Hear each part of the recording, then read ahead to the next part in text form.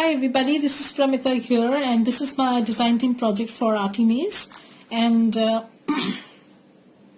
I have done two journals for this time, this one and this one. So I have already done a video on the blue one, and I'm now going to do the video for this one. This is called Beautiful Memories, and this is how it looks. It's tied with a sari silk ribbon, and I have made them, constructed them from paper bags, and then I've tea stained the paper bags because they were white and I did not want something which looked like that. So this one is a little bit different from the previous one. This has a pocket, folded pocket sort of thing. So you have a pocket over here where I have a journal card, and then you have an envelope, altered envelope sort of thing, where I have used some journal card, and here you have some cluster with a button, and on the cover also I've used one of the pages. I've cut it down and resized it, layered it, and then I've made hand stitched these clusters, and I've added them with a little bit of pearl, and there's this applique, lace applique going down.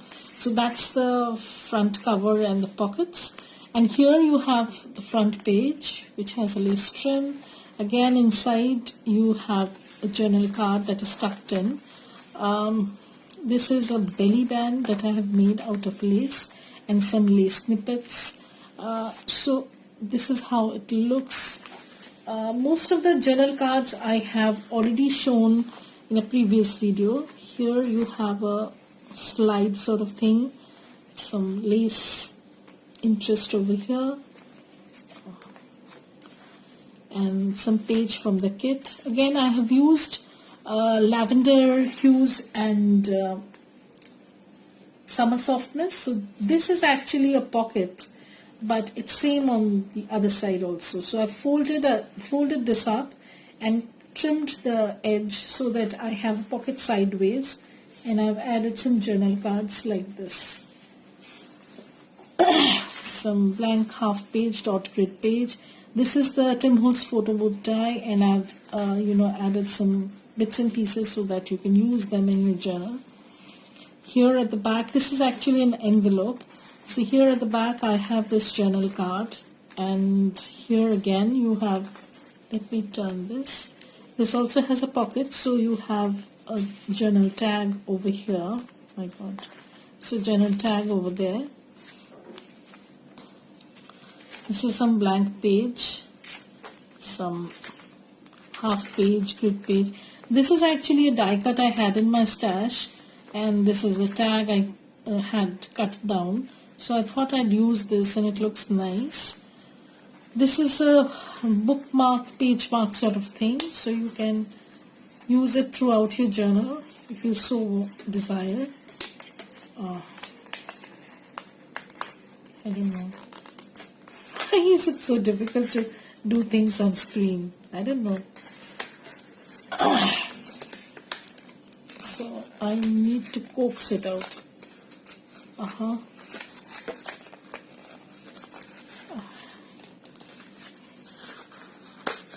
So this is the tag that goes inside, okay, and this is attached with this, some doily.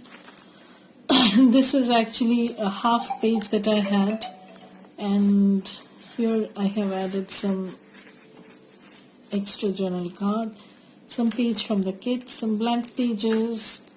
There's plenty of writing space and plenty of ephemera. So this is a tag that I had done. This is a vintage ledger paper, and I've just made it, folded it a little bit so that it makes a pocket. So that's that. I'm not going to take this out. Some dot grid paper and some line paper. Here I have a flip out page. So what you have here is this page flips out. It will get easier once you start using this. This page flips out. Here is a pocket. You can write over here, and you can write over here also. This closes up. and there's this lace fringe at the edge. So this is the middle of the signature or the journal, you can say. I have 2 lace pockets inside with journal cards, and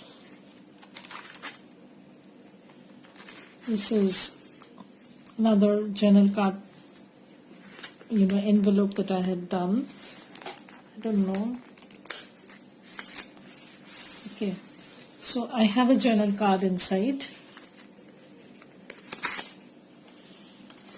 So,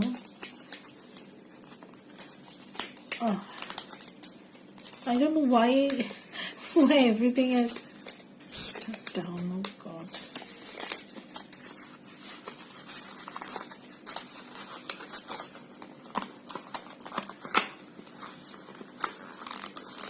I don't know. Okay.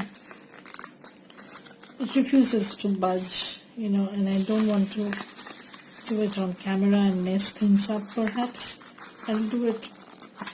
Something is stuck. No. It's come off a little bit.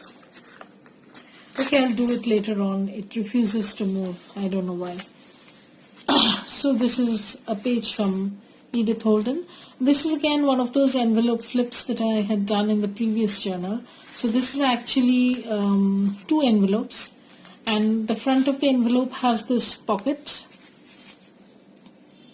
and I have used one of the journal cards that I made from offcuts, and then here you have another journal card. This is the front page, front part of the bigger envelope that I've collaged, and this is another journal card that goes in. Now this is like a pack, and you can use it anywhere. I have used it on this vellum page, and I've made this envelope. It says courage. So this is actually an ephemera envelope, you can say. And here is a journal card, some line page, dot grid page. This is actually a vellum pocket, so I've used some embossed vellum as the window on this side, and on this side I have this specimen. This is actually a freebie from Andrea. Thank you, Andrea, for all these freebies and awesome kits. This is again one of the collages that I had done. Some doily. This is again one of the flip pages, so it flips out. You can journal over here, then it closes up. You have some element over here. These are some fold out pages, some page from the kit. This is again the other side of the envelope, so this is a journaling card. Here I have one of Andrea's ephemera kit envelope. So this was actually in a different kit, but I decided to use it anyway. And some vintage piano paper pocket. Again, some tuck spot. This is again one of those flips I'll talk about. So this is actually a flip out page, like so.